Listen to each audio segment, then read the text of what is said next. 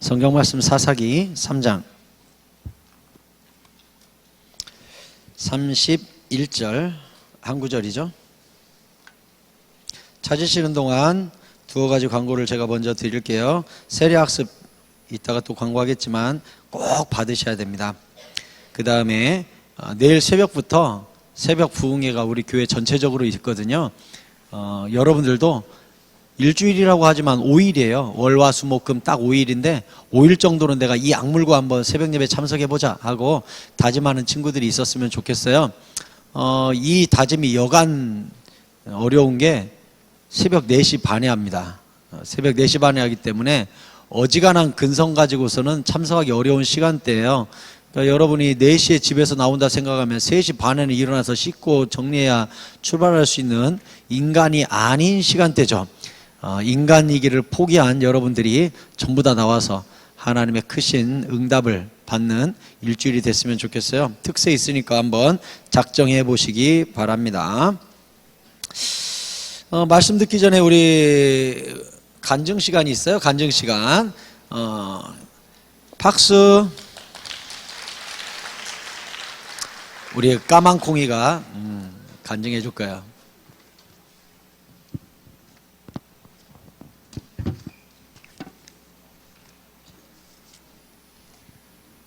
안녕하세요. 저는 분포고등학교에 다니고 있는 2학년 양연규라고 합니다.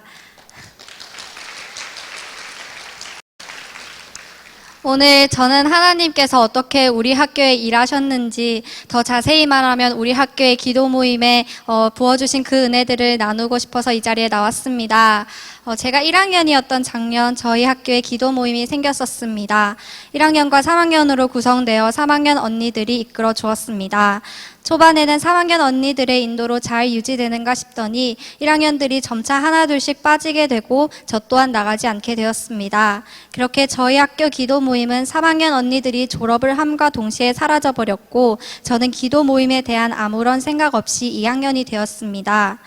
하지만 성령님께서는 이번 겨울 수련회를 기점으로 점차 기도 모임에 대한 생각과 마음들이 제 마음 가운데 자라나게 해주셨습니다. 사실 처음의 마음은 부담감이었습니다. 왠지 내가 해야만 할 것 같고 내가 아니면 아무도 하지 않을 것 같다는 부담감이 생겨났었습니다. 두려운 마음도 크게 있었고 할까 말까 고민도 많이 했습니다. 그런 고민만 거의 3달에서 4달 정도 했습니다. 왜 나지라는 생각도 수십 번 들었고 하나님께 꼭 내가 시작해야 하냐고 나는 하기 싫고 잘할 자신도 없다고 기도를 하기도 했습니다.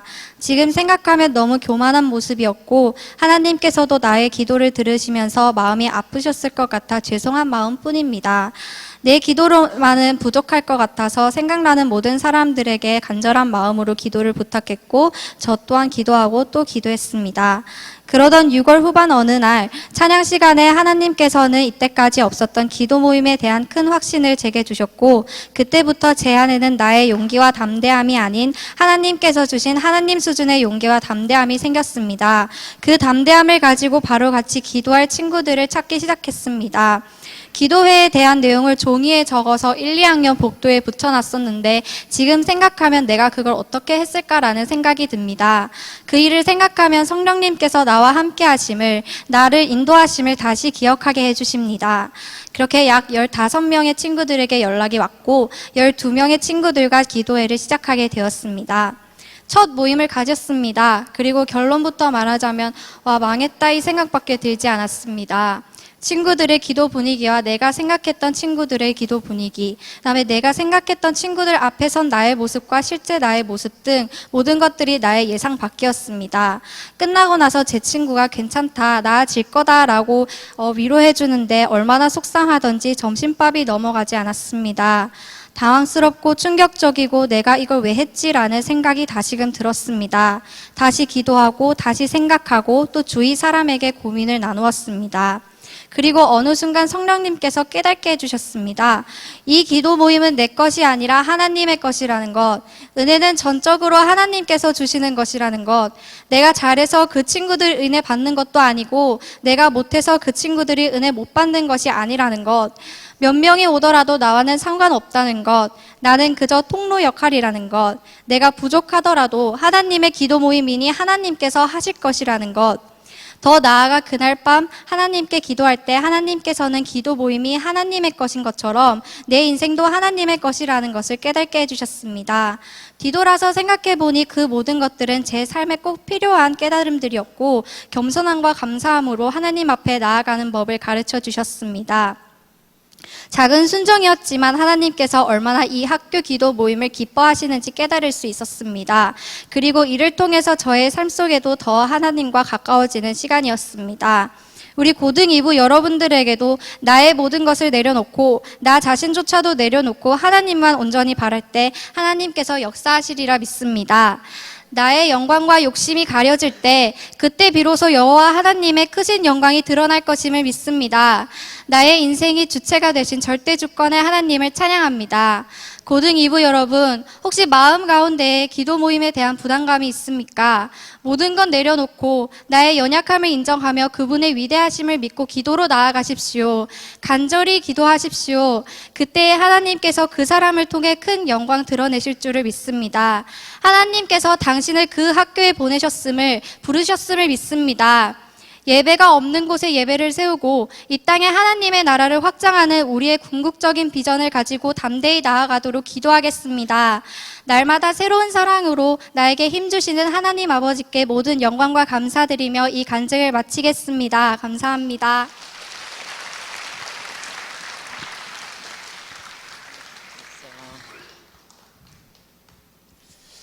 할렐루야. 너무 간증 잘했죠? 다시 한번 박수. 아유, 우리 까만콩이도 했으니까 이제 못할 사람 없어요. 알았죠? 자, 사사기 3장 31절 우리 다 한 목소리로 한 구절이니까 읽어볼까요? 시작!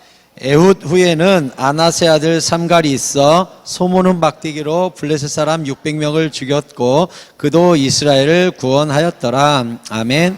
한 번 더 읽어볼까요? 시작.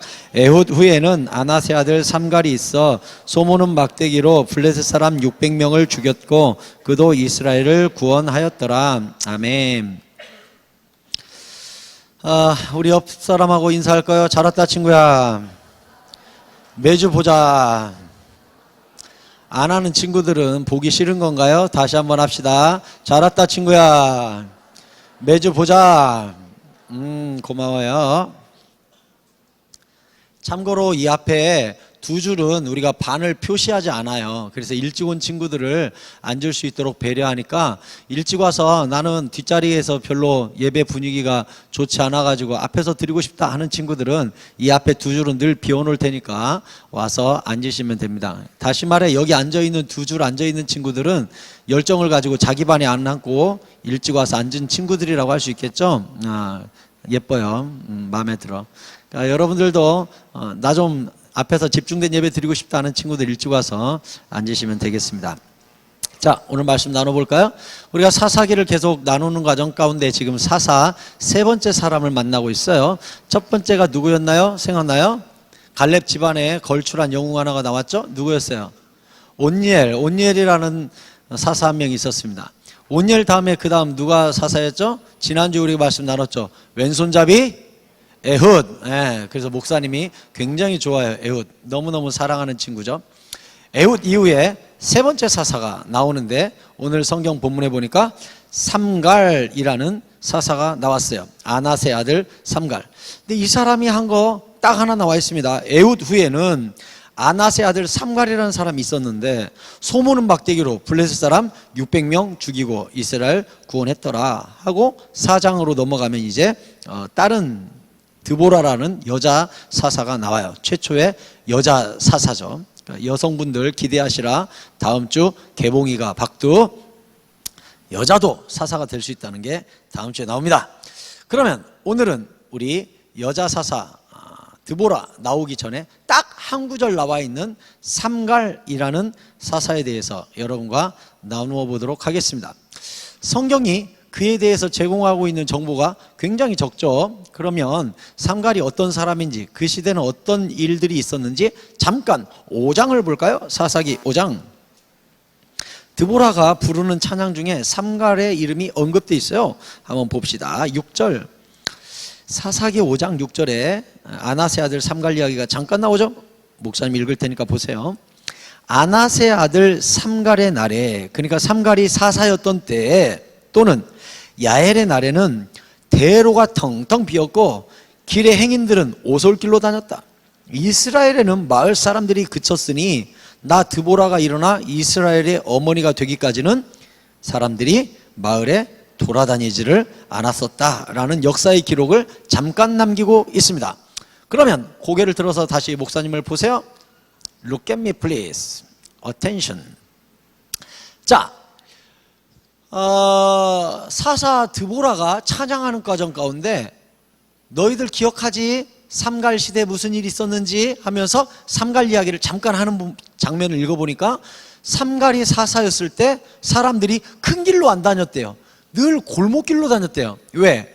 큰 길로 다니다가 블레셋 사람이 너 이리 와봐, 너 이리 와봐, 너 이거 물건 좀 들어, 야 너 돈이냐? 돈 좀 줘. 이러면 식민지 시대에 그냥 다 뺏겨야 되는 거예요. 그러니까 큰 길로 다니면서 굳이 블레셋 사람 얼굴을 마주치기가 싫으니까 지름길과 골목길로 몰래 다녔다는 거예요. 사람들이 블레셋 사람 마주치면 손해보니까. 나라가 깜깜한 식민지 시대였어요. 게다가 마을에는 사람이 없었대요. 옛날에는 동네 어귀에 아이들이 모여가지고 구슬치기, 땅 따먹기, 숨바꼭질, 무궁화꽃이 피었습니다, 이런 걸 늘 하고 놀았는데 이 아이들이 없어졌어. 마을에. 왜? 엄마 아빠들이 안 내보내. 나가지마, 나가지마, 집에 있어, 집에 있어. 마을에 사람이 없는 거예요. 죽은 마을, 유령 마을 같아. 왜? 이 식민지의 어두운 강압적인 통치가 이스라엘 전역에 있었던 시기예요. 어두운 시대. 그때 하나님께서 호련히 등대와 같은 한 사람을 세웠는데 바로 삼갈이라는 사사가 오늘 등장하고 있어요. 그러면 삼갈은 이 어두운 시대에 어떤 사람이었는지 잠깐 볼까요? 오늘 본문 31절 다시 돌아와서 에훗 후에는 아나세 아들 삼갈이라는 사람이 있었대요.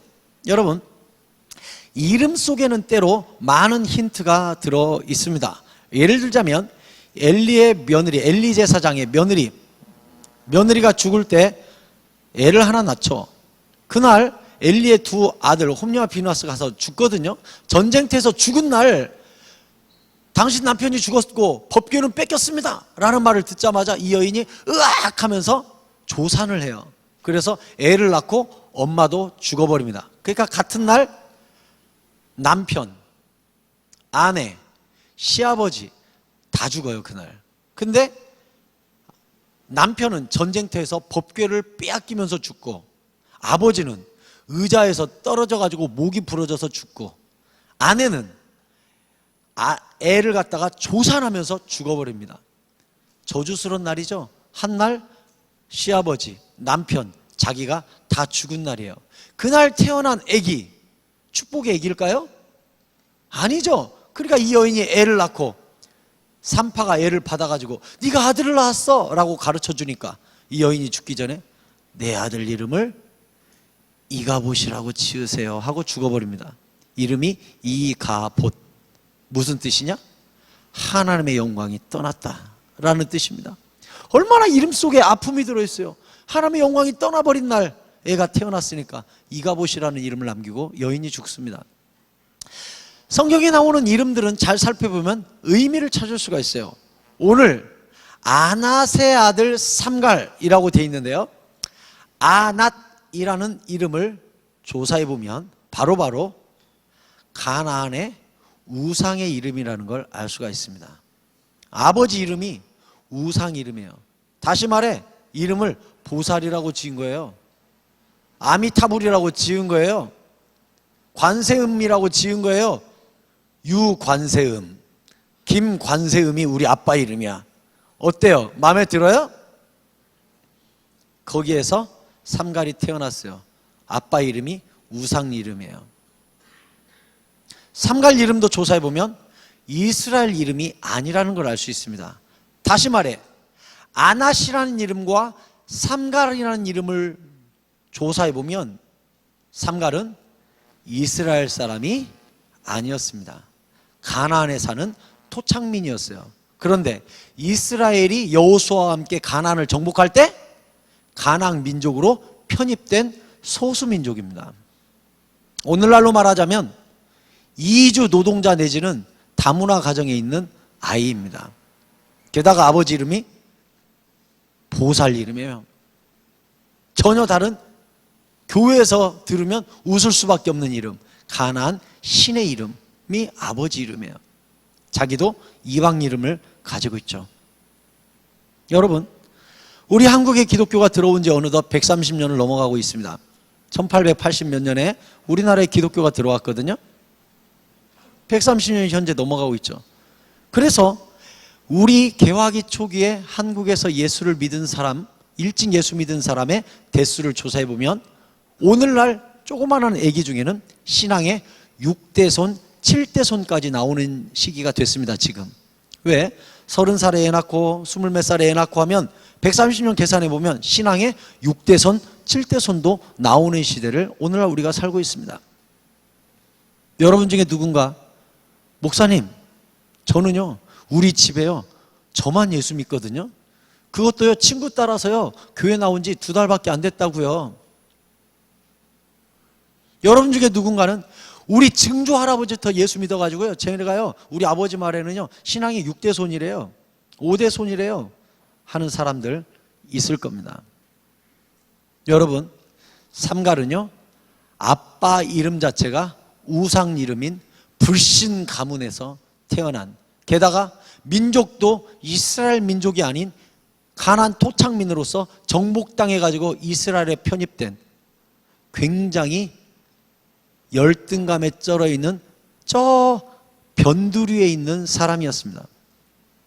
그런데 하나님이 그를 불러내서 이스라엘을 구원하는 사사로 부르셨습니다. 언제 예수를 믿었는지, 우리 부모님 할아버지 언제부터 우리 신앙의 대수가 이어가는지, 내 인종이 뭔지, 출신이 뭔지, 지역이 뭔지 아무 상관없습니다. 부산에서 인물이 날까요? 영도에서 인물이 날까요? 저 제주도에서, 마라도에서 인물이 날까요? 그런 고민할 필요가 없어요. 나는 촌놈인데요, 서울에 가본 적도 없는데요, 비행기 한번 타본 적도 없고요, 돈도 없어요, 꿈도 없다고요. 아무 상관없어요. 하나님께서 그 사람을 찾아가면 그 사람이 주인공이 되는 것입니다. 하나님이 찾아가면 거기가 바로 역사의 중심이 되는 것입니다. 변두리라고요? 하나님이 가시면 거기가 수도가 되는 것이고, 하나님이 함께 가시면 거기가 그 나라의 중심이 되는 것입니다. 부산이면 어때요?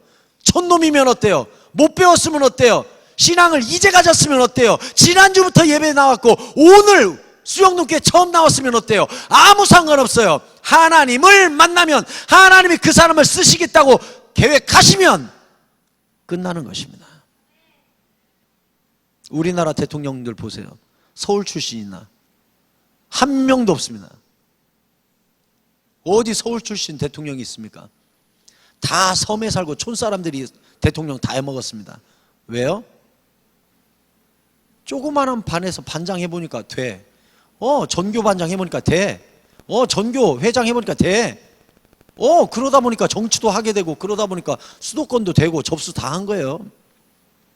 어디에 있느냐가 중요한 게 아닙니다. 어디에서 내가 어떻게 쓰임받고 있느냐가 가장 중요한 것입니다. 아무리 총구석에 있으면 뭐예요? 상관없어요. 자, 하나님께서 이 아낫의 아들 삼갈, 이방인을 불러서 이스라엘을 구원시키는데 그가 무기가 하나 있었어요. 31절 다시 읽어볼까요? 에훗 후에는 아낫의 아들 삼갈이 있었는데 소모는 막대기로 블레셋 사람 600명을 죽였더라. 저를 보세요. 설명하겠습니다. 소모는 막대기. 소모는 막대기는 어디에서 쓰는 거냐? 밭을 갈 때 소가 빤듯이 가게 하려고 툭툭툭 치는 막대기입니다. 빤듯이 가게 하려고 치는, 손에 들고 있는, 농부가 쥐고 있는 겁니다. 밭 갈 때 쓰는 막대기. 그런데 이 막대기는 보통 이스라엘 역사 자료를 조사해 보면 2m 40에서 2m 50cm 정도 되는 굉장히 길다란 막대기입니다. 그런데 한쪽 끝에는 이 쇠로 막대기를 덮어 씌워서 창처럼 뾰족하게 만들어 가지고 소가 말을 안 들으면 쿡쿡 찌를 수 있게끔 창처럼 만들어져 있습니다.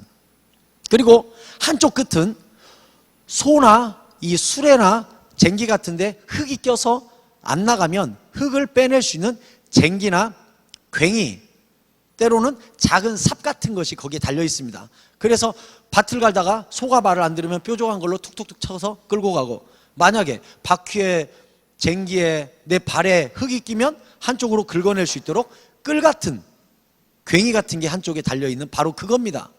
그걸 들고 가서 600명을 쳐 죽였다는 거예요. 여러분, 저를 보세요. 우리는 그것을 통해 삼갈의 직업을 알 수가 있습니다. 삼갈의 직업은 농부입니다. 삼갈을 정리해 볼까요? 가나안에 살고 있었는데 어느 날 이스라엘이라는 사람들이 나와서 그 땅을 점령했어요. 그래서 원치 않게 이스라엘에 편입된 소수민족이에요. 게다가 아버지의 이름은 우상의 이름이었고 자기의 이름도 그냥 가나안의 이름이에요. 이스라엘에 그냥 편입됐는데 어느 날 하나님을 알게 됐어요. 농사 짓는 중에 어느 날 하나님이 부르신 거죠. 삼가라, 내가 너를 써야겠다. 제가요? 저 이방인이에요. 이스라엘 본토인도 아니에요. 저를 보세요. 농사꾼이라고요. 하나님이 너 손에 있는 게 뭐냐? 쟁기인데요. 소모는 막대기인데요. 내가 널 그걸 써야겠다. 가라. 600명을 쳐 죽이고 이스라엘을 구원한 거예요. 여러분, 하나님의 전능하신 시선이 저 한적한 농촌 밭가는 농부에게도 향하고 있음을 믿으시기 바랍니다. 하나님이 나를 보실까요? 보고 계십니다. 공부 못하는데 네, 보고 계십니다. 못생겼는데 부모 말 안 듣는데 왕따인데 늘 혼자 다니는데 네, 그래도 보고 계십니다. 왜? 하나님이 우리를 사랑하니까, 우리가 예배 드리고 있으니까, 하나님의 관심이 우리에게 있다는 사실을 믿으시기 바랍니다. 하나님이 쓰지 못할 인생은 없어요. never, never 없어요. 우리가 주님을 사모하고 예배하고 있고 기도하고 있으면 그 어느 시골 바닥에서 농사를 짓고 있든 무슨 짓을 하고 있든 노가다에서 잡일을 하고 있든 신문을 돌리고 있든 요구르트를 돌리고 있든 아무 상관없어요. 여러분 중에 누군가는 꿈을 꿉니다. 교사가 꾸민 사람, 디자인이 꾸민 사람, 설계가 꾸민 사람, 119, 소방관, 경찰, 간호사, 기술, 예술, 음악, 그림, 악기, 목소리, 다양한 꿈과 다양한 직업을 계획하고 있죠. 기억하십시오. 하나님이 기뻐하는 직업이 있고 하나님이 싫어하는 직업은 따로 있는 게 아닙니다. 농사를 짓든 외판원을 하든 무엇을 하든 상관이 없어요. 여러분이 일하고 있는 그 자리에서 하나님과 연결만 되어 있다면 그 직업이 성직이 된다는 사실을 믿으시기 바랍니다. 어떤 직업이든 꿈을 가지세요. 하지만 그 직업의 현장에 하나님과 연결되어 있으십시오. 기도하십시오. 거기서 예배를 만드십시오. 여러분의 학교도 마찬가지예요. 우리 학교는 불교 학교인데요, 우리 학교는 천주교 학교인데요, 우리 교장 선생님 그런 기도 모임 만들면 혼난다 그랬는데요, 아무 상관없어요. 내가 머물고 있는 바로 그 땅, 내가 농사 짓고 있는 바로 그 땅, 거기서 하나님과 연결되어 있을 때 하나님 우리를 사용하시는 거예요. 여러분, 학교에서 기도 모임 만드세요. 우리 학교가 타락해가고 음란해져가고 폭력적이 가고 왕따가 이기주의가 판치고 있는 학교 마음에 안 들어요. 하나님, 기도학교 만들겠습니다. 꿈을 가지세요. 삼갈, 그야말로 출신, 가문, 직업, 어떤 걸 보아도 하나님께 쓰임받을 만한 이유가 하나도 안 보여요. 우리가 이제 쭉 가다가 사사 중에 삼손이라는 사사를 배우게 될 겁니다. 삼손, 많이 들어봤죠? 삼손과 들릴라, 여자 유혹에 빠져서 힘을 빼앗겨버린 머리 긴 삼손, 기억납니까? 하루는 블레셋 사람들이 이스라엘 둘러싸고 삼손을 내놓지 않으면 니네들 다 죽이고 불질러 버리겠다 협박합니다. 그래서 삼손이 이스라엘 사람에 의해서 꽁꽁 묶여서 블레셋에게 넘겨진 적이 있었습니다. 삼손을 꽁꽁 묶어가지고 이스라엘 사람이 묶어서 블레셋 사람에게 내준 거예요. 삼손 줄 테니 해치지 말아주세요. 그래서 삼손을 블레셋 사람들이 끌고 레히라는 곳으로 데려가는 장면이 나와요. 그 부분을 제가 읽어드릴게요. 사사기 15장 14절이에요.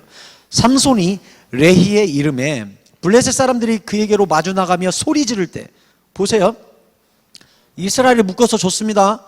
삼손이 데리고 블레셋 땅에 레히라는 곳으로 데려갔더니 레히 지역에 대기하고 있던 군사들이 우리 원수 삼손 나타났네, 죽여! 하고서 삼손한테 뛰어오고 있는데 여호와의 영이 삼손에게 갑자기 임하매 그의 팔 위에 밧줄이 불탄 삼과 같이 그의 결박된 손에서 떨어진지라. 삼손이요 끌려가가지고 꽁꽁 묶여서 레히라는 곳에 갔는데 레히 있는 사람들이 삼손이다, 우리의 원수 죽여! 하고서 달려오니까 삼손이 손에 묶여있던 밧줄을 툭 끊었는데 불탄 실같이 후두둑 떨어졌다는 거예요. 삼손이 가만히 있으면 안 되겠죠?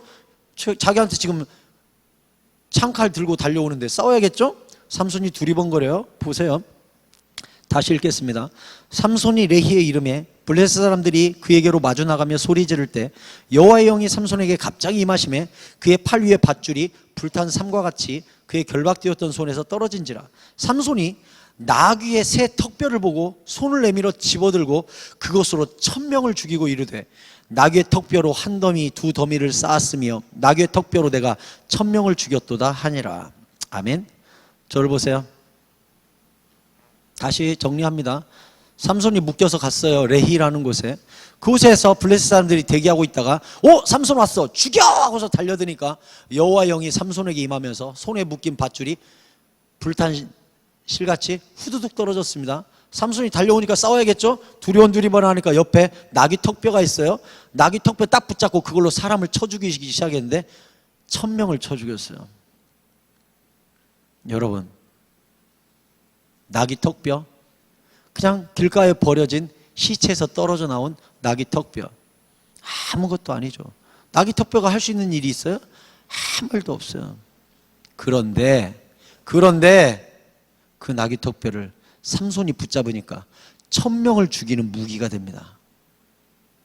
네, 우리도 남들이 돌보지 않는 뼈다귀처럼 아무도 관심 갖지 않는 하류 인생으로 저 구석에 처박혀 있는, 내가 학교 가는지 안 가는지 선생님 말고는 관심도 없는 인생일 수 있어요.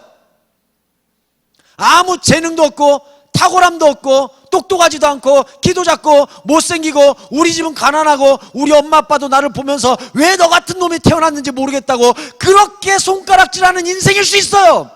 아무 관심도 없는 뼈다귀 같은 인생. 하지만 삼손이 붙잡고 휘두르니까 1000명을 죽이고 민족을 구원하는 도구가 되잖아요.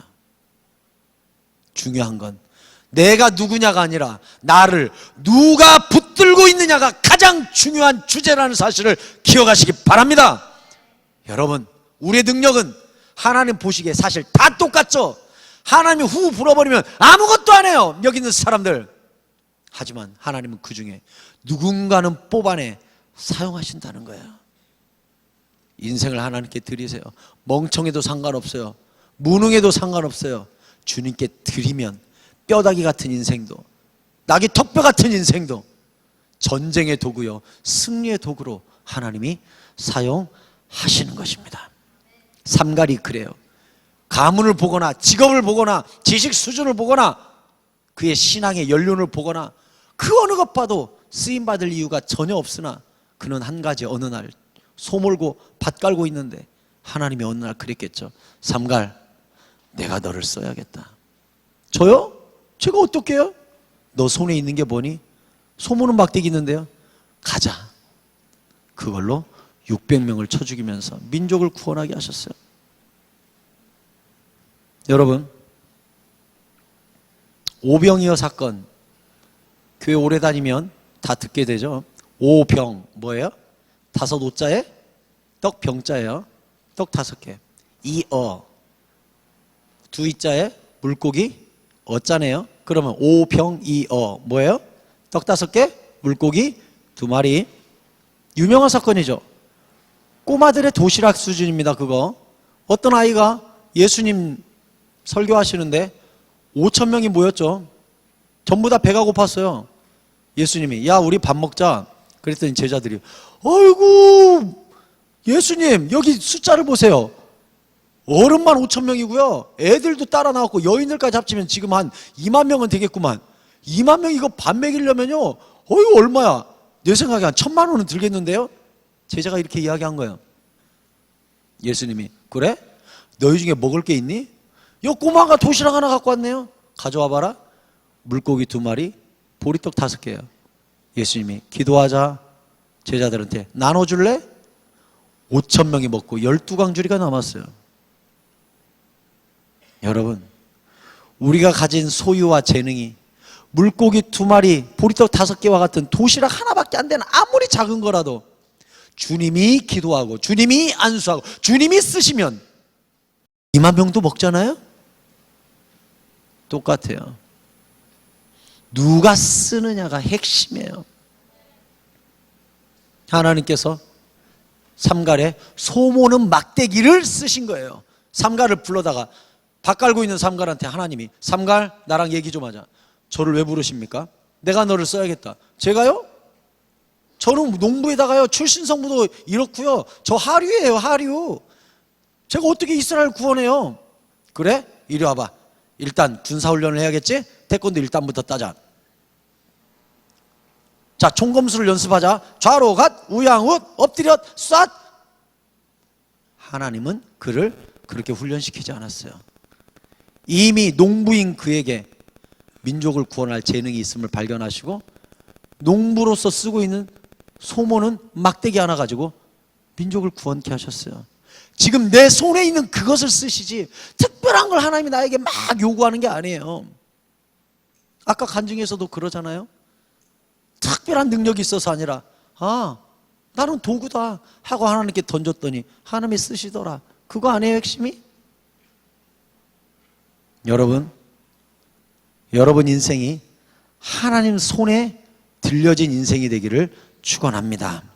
성경에 보면 이런 말씀이 있어요. 먼저 된 자가 나중되고 나중된 자가 먼저 되느니라.